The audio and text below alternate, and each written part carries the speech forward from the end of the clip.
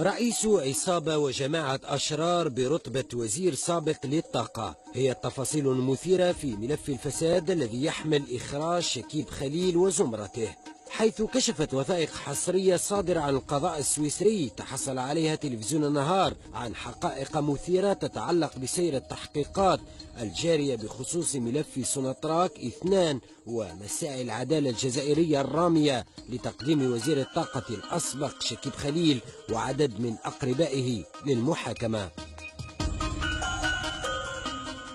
وحسب الوثائق التي هي بحوزة تلفزيون النهار والموسومة بسري للغاية، فإن المحكمة الجنائية الاتحادية بلوزان السويسرية رفضت طعن تقدم به شكيب خليل المتواجد على الأراضي الأمريكية والمتورط في قضايا فساد ورشاوى يقضي بعدم رفع السرية عن أرصدته وحساباته المالية بالبنوك السويسرية حسب طلب رفع من قبل السلطات القضائية الجزائرية المكلفة بالتحقيق في قضية سوناتراك 2.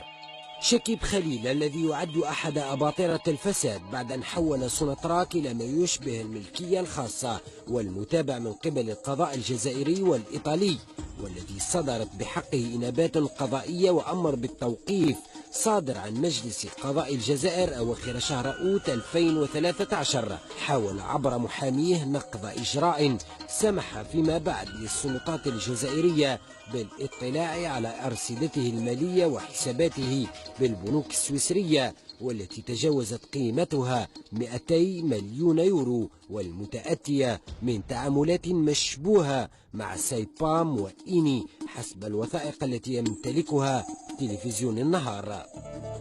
شكيب خليل وزير الطاقة الأسبق الذي كان رقبا فاعلا في معادلة السوق النفطية العالمية واسم له وزن لدى كارتل النفط، وجد نفسه وهو التكنوقراطي في قلب صراع عصب، حرب كسر عظام دفع ثمنها غاليا كغيره من إطارات الجمهورية الذين شردت عائلاتهم وشوهت سمعتهم.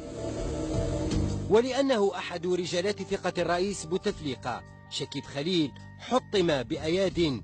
جزائرية. شكيب خليل الذي أعاد للجزائر هيبتها في منظمة أوبك واجه حملة ممنهجة استهدفت تشويه سمعته قبيل العد العكسي لرئاسية 2014 من قبل أطراف كانت تريد قطع الطريق أمام ولاية رئاسية رابعة لبوتفليقة.